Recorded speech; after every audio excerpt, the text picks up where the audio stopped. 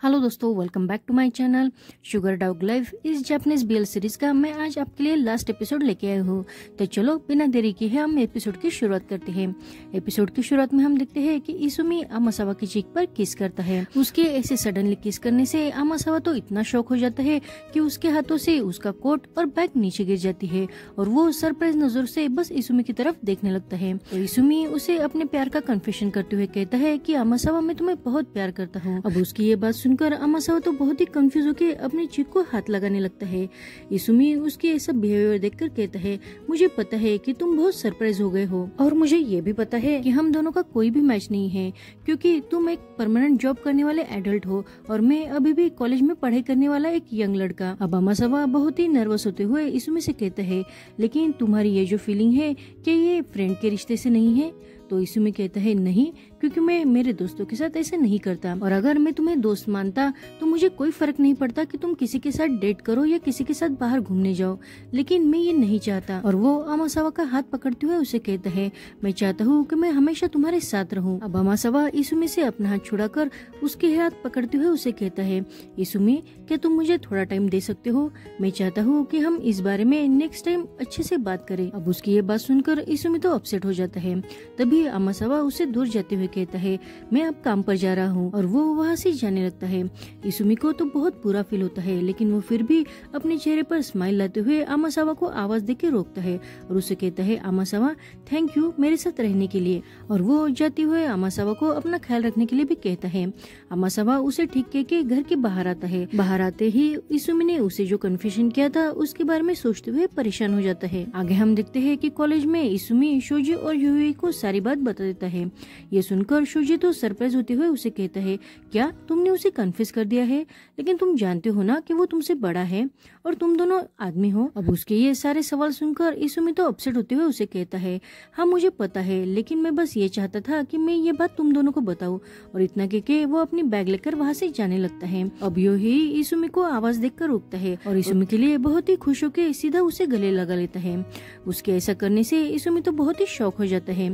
तभी योही उसे कहता है, इसुमी, थैंक गॉड तुम्हें अपने फीलिंग के बारे में पता चल गया है। और वो इसुमी को सपोर्ट करते हुए कहता है, इसुमी तुम चिंता मत करो, इसमें कोई भी अजीब बात नहीं है।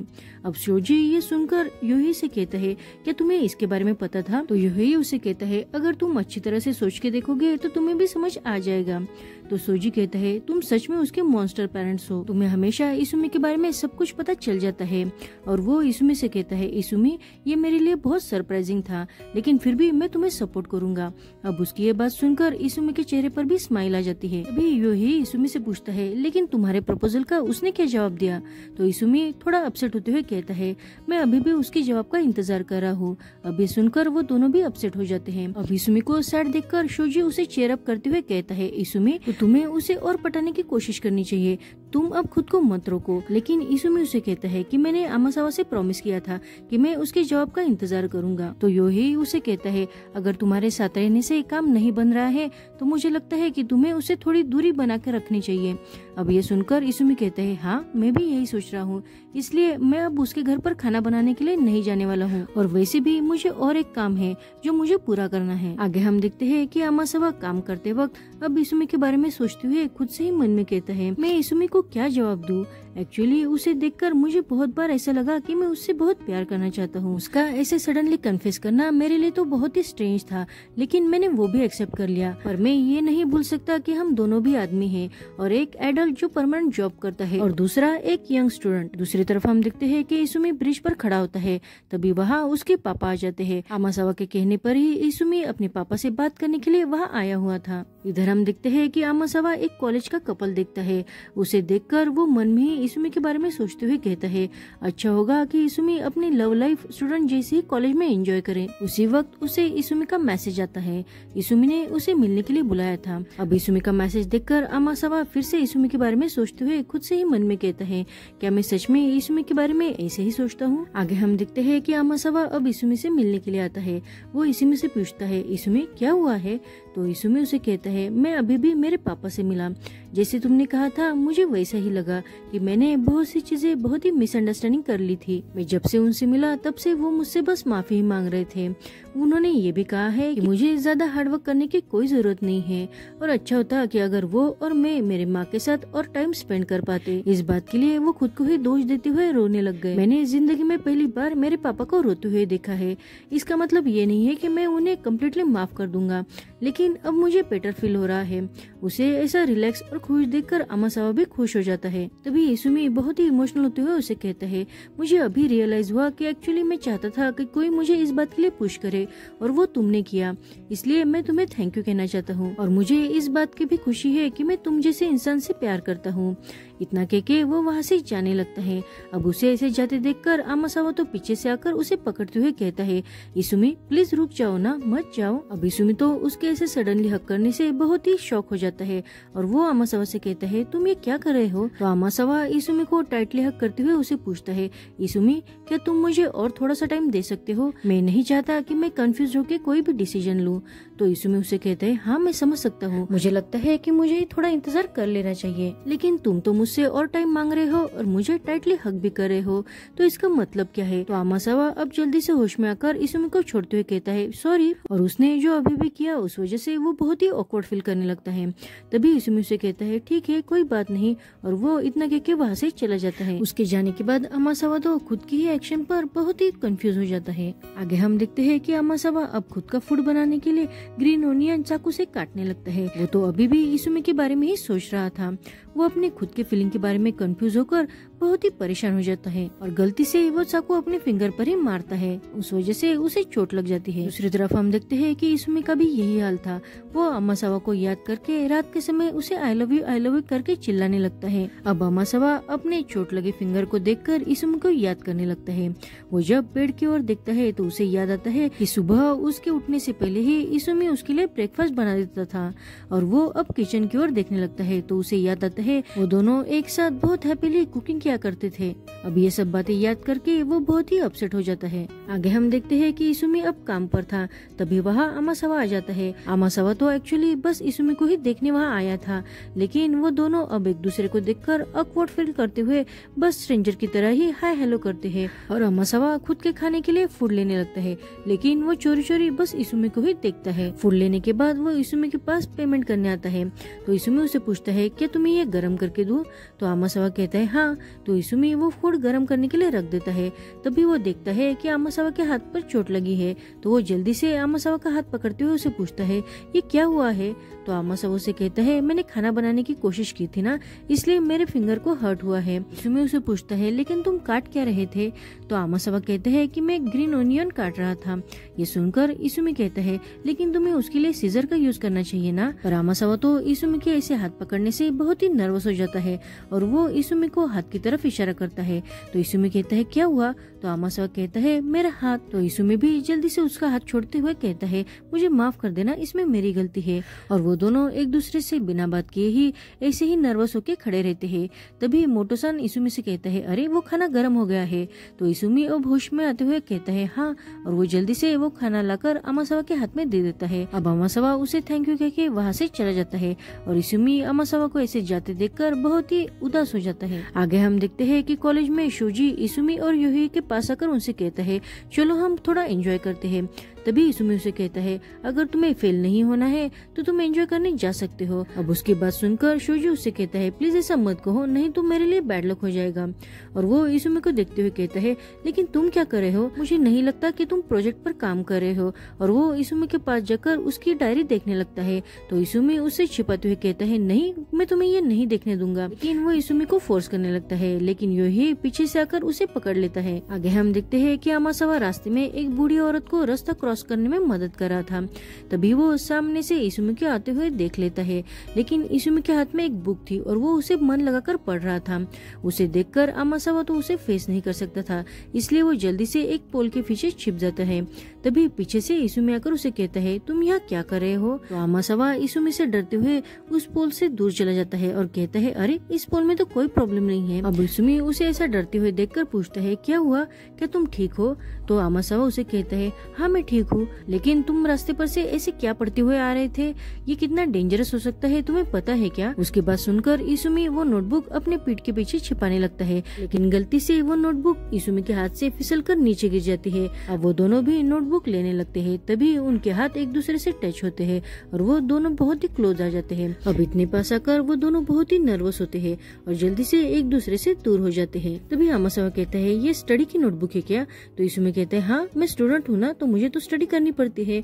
और वो जल्दी से वो बुक लेके वहाँ से चला जाता है। आगे हमें पता चलता है कि इसुमी ने वो बुक खास आमासावा के लिए प्रिपेयर की थी, क्योंकि वो अब जान चुका था कि आमासावा को कुकिंग का बेसिक भी नहीं आता, तो वो अब आमासावा को हर्ट होते नहीं देख सकता था। इसलिए उसने आमासावा के लिए आज तक जो जो डिशेस प्रिपेयर की थी उन सारी डिशेस की रेसिपी डिटेल्स में पिक्चर के साथ इसुमी ने उस बुक में नोट डाउन की थी। आगे हम देखते हैं कि आमासावा जब घर आता है तो उसे अपने घर के डोर पर ही इसुमी की वही रेसिपी की नोटबुक दिखती है। दूसरी तरफ हम देखते हैं कि इसुमी जब अपने क्लब में होता है तो अपना दर्द छुपाकर वो सबके साथ बहुत मस्ती करने लगता है।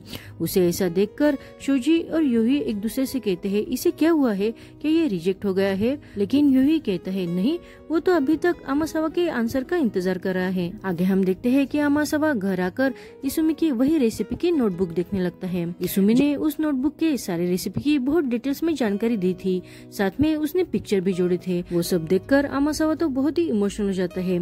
इसुमी का ये हार्ड वर्क आमासावा के दिल को छू जाता है। तभी वो इसुमी को याद करके मन ही मन खुश हो जाता है। तभी वो देखता है कि इसुमी ने लास्ट में लिखा था कि आमासावा इस रेसिपी को फॉलो करते हुए अपना खाना अब खुद बना सकता है। ये पढ़कर आमासावा को तो दिल ही बैठ जाता है, उसे बहुत हर्ट होता है। उसे ऐसा लगता है कि इसुमी अब उसे छोड़कर जाने वाला है। वो लास्ट की लाइन देखता है तो लास्ट की लाइन में इसुमी ने लिखा था कि मैं चाहता हूँ कि तुम प्रॉपरली खाना खाना मत भूलना। और लास्ट के अक्षरों पर इसुमी के आंसू गिरे हुए थे, इसलिए वो अक्षर अब धुंधला हो गया था। उसे देखकर आमासावा समझ जाता है कि इसुमी रो रहा था, तो वो अब बिना देरी के ही वो बुक हाथ में लेके इसुमी के पास भागते हुए जाने लगता है। रास्ते में उसे शोजी और यूही मिलते हैं, तो वो उन दोनों से इसुमी के बारे में पूछता है, तो यूही उसे बताता है कि इसुमी घर जा रहा है। ये सुनकर आमासावा जल्दी से भागते हुए इसुमी के पास जाने लगता है। उसे ऐसा भागते हुए देखकर शोजी खुश होकर यूही से कहता है, तुम्हारे मॉन्स्टर पेरेंट्स बनने के दिन अब खत्म हो गए हैं। और यूही बहुत ही खुश होते हुए कहता है, इसुमी मैं आज सच में तुम्हारे लिए बहुत खुश हूँ। आगे हम देखते हैं कि इसुमी ड्रिंक करते हुए उसी जगह पर आ जाता है जिस जगह पर वो पहली बार आमासावा से मिला था। अब वो उस जगह पर बैठकर आमासावा को याद करने लगता है।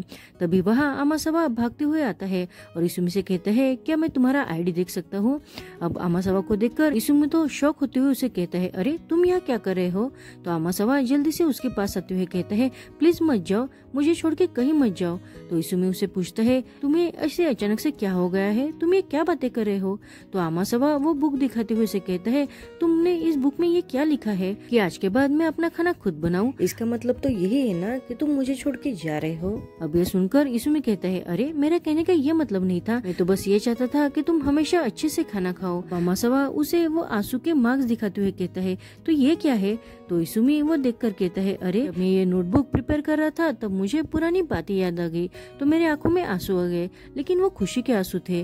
अब ये सुनकर आमासावा तो खुश होते हुए कहता है, ओ तो ये बात है, और वो रिलैक्स हो जाता है। तभी इसुमी उसे कहता है, अरे तुमने बहुत मिसअंडरस्टैंडिंग कर ली, लेकिन आगे से चाकू का इस्तेमाल अच्छे से करना और जैसे मैंने रेसिपी इस नोटबुक में दी थी उसे ही फॉलो करना। अब उसकी ये बात सुनकर आमासावा को तो बहुत हर्ट होता है, क्योंकि वो अब समझ चुका था कि इसुमी उसके लिए खाना नहीं बनाने वाला। तो वो अब इसुमी से कहता है, इसुमी मैं तुम्हें बहुत पसंद करता हूँ, मैं तुम्हारे साथ ही हमेशा हमेशा के लिए रहना चाहता हूँ, क्या हम दोनों डेटिंग कर सकते हैं? अब सडनली ये बात सुनकर इसुमी तो बहुत ही नर्वस हो जाता है और वो खुद से ही कहता है, तुम सच में बहुत ही मूर्ख हो, इस जवाब के लिए तुमने मुझे कितना इंतजार करवाया। और वो जल्दी से आमासावा के गले लग जाता है। अब आमासावा भी उसे हक करते हुए कहता है, इसुमी मुझे माफ कर दो क्योंकि मैंने तुम्हें बहुत इंतजार करवाया। तो इसुमी कहता है, मैंने तुम्हें माफ कर दिया है क्योंकि तुम ही वो इंसान हो जिसने उस दिन मुझे अकेला समझ मेरा साथ दिया था। अब उसकी बात सुनकर आमासावा भी खुश हो जाता है और आमासावा अब इसुमी के क्लोज जाकर उसे किस करता है। इसुमी भी उसके किस का रिप्लाई करता है। थोड़ी देर बाद वो दोनों एक दूसरे को देखकर हंसने लगते हैं और फिर से किस करते हैं। आगे हम देखते हैं कि वो दोनों अब रिलेशनशिप में थे। वो एक दूसरे के साथ खाना बनाते हैं, एक दूसरे को खाना खिलाते हैं और बाहर घूमने भी जाते हैं और एक साथ सोते भी है। वो अब एक दूसरे के साथ बहुत ही खुश है। आमासावा भी इसुमी को बहुत प्यार करता था। एक दिन ऐसे ही इसुमी आमासावा के लिए खाना बनाता है। वो डिश देखकर आमासावा तो बहुत ही खुश हो जाता है और वो कहता है ये डिश बहुत ही डिलीशियस लग रही है और वो उसे खाने लगता है।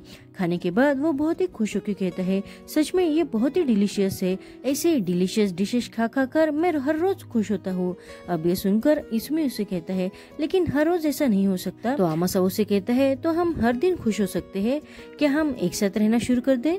ये सुनकर इसुमी तो ब्लश करते हुए कहता है क्या तुम सच कह रहे हो? तो आमासावा उसे कहता है तुम आज से मुझे मेरे नाम से बुलाओगे, कहो क्योसिके। अब ये सुनकर इसुमी तो और भी ब्लश करने लगता है और वो धीरे आवाज में आमासावा को आवाज लगाता है। तो आमासावा उसे टीज करते हुए कहता है कि मैंने सुना नहीं, जरा लाउडली बोलो। और वो बहुत ही प्यार से इसुमी के गले को पिंच करने लगता है, लेकिन इसुमी उसे कहता है नहीं मैं अब नहीं बोलूंगा और वो वहाँ से भागता है। वो दोनों अब एक दूसरे के साथ मस्ती करने लगते हैं। यहीं पर इस सीरीज की हैप्पी एंडिंग होती है। आपको ये सीरीज कैसी लगी प्लीज कमेंट्स करना मत भूलना। Thank you for watching.